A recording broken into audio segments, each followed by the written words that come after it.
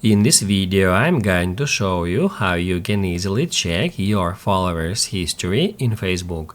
Be sure to watch the video to the very end so you don't make any mistakes, and of course do not forget to like this video and subscribe to my channel.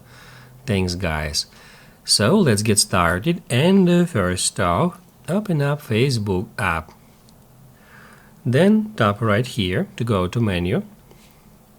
Tap at gear to head over to settings and privacy, and then scroll all the way down until just under your activity you will find activity log.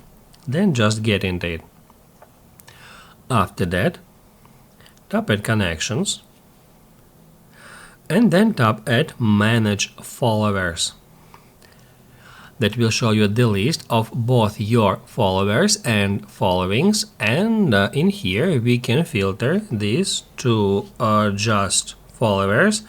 Just get into categories and select people who followed you.